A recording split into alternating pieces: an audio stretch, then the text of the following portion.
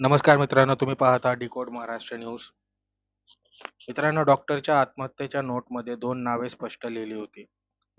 Gopal बडणे, फलटणचा police उपनिरीक्षक, आणि प्रशांत बंगार, एक सॉफ्टवेअर इंजिनियर, ज्याच्याकडे तिने भाड्याने राहत होती. ही दोन्ही नावे उघड होताच फलटणपासून मुंबईपर्यंत प्रशासन खळबळ उडली.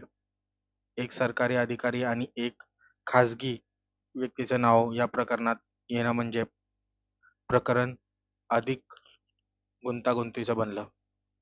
24 तासाच्या आत एफ.आय.आर. दाखल करण्यात आली. त्या बलात्कार आणि आत्महत्येस प्रवृत्त केल्याचे गंभीर कलम लावण्यात आले. पोलिसांनी तत्काळ कारवाई करत प्रशांत बंगर याला अटक केली आणि गोपाल बडणे स्वतःहून पोलीस ठाण्यात जमा झाला. यानंतर तपास यंत्रणा पूर्ण वेगाने काम करायला लागली. तपास अधिकाऱ्यांनी व्हॉट्सॲप चॅट, कॉल रेकॉर्ड आणि हॉटेलमधील सीसीटीव्ही फुटेज मिळवून त्यांचे विश्लेषण सुरू केले. दरम्यान सगळं सोशल मीडियावर पसरलं. जनतेचा प्रचंड संताप निर्माण झाला. या प्रकरणाबद्दल सातारा जिल्ह्यात पोलीस अधीक्षक तुषार देशे यांनी निवेदन दिलं. आम्ही सर्व तंत्र पुरावे तपासत आहे. सत्य लवकरच लोकांसमोर येईल. सत्य लपणार नाही. तपास निष्पक्षपणे होईल आणि न्याय नक्की मिळेल.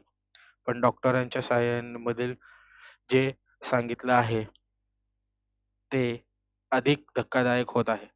त्यांच्या म्हणण्यानुसार या डॉक्टरांनी यापूर्वीच लेखी तक्रार केली होती, पण त्या तक्रारींना ना प्रतिसाद मिळाला ना संरक्षण. काही वरिष्ठ अधिकाऱ्यांनी तर तिला शांत राहण्यास सांगितले. येथूनच प्रश्न निर्माण होतो की जेव्हा एक शिक्षित, प्रामाणिक डॉक्टर स्वतःच्या सुरक्षिततेसाठी तक्रार करतात, त्यांना सुद्धा ऐकवलं जातं आणि त्यांना शांत बसवण्याचा प्रयत्न केला जातो. तेव्हा समस्या नागरिकांमध्ये आहे का प्रशासनामध्ये, हा प्रश्न देखील निर्माण होतो.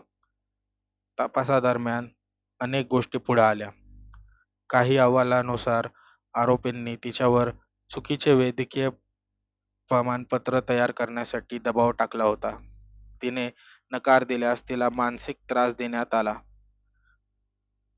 कायमच्या ठिकाणी तिला कमी लेखलं जाऊ लागलं आणि शेवटी ती एकटी पडली.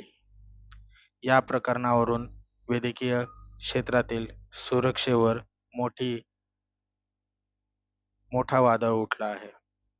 डॉक्टर असोसिएशन ठाम भूमिका घेऊन एक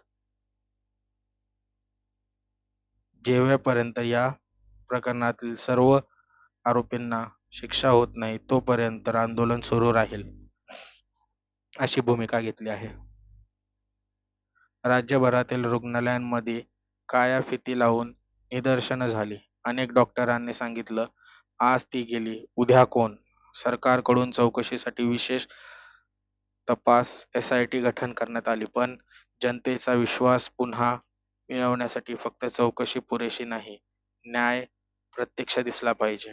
फलटणमध्ये ही घटना दाखवत आहे की सत्ताधारी, पोलीस आणि आरोग्य यंत्रणा या सगळ्या रेषा कुठे एकत्र येतात आणि तिथेच कसं एक तरुण आयुष्य चिरडलं जातं.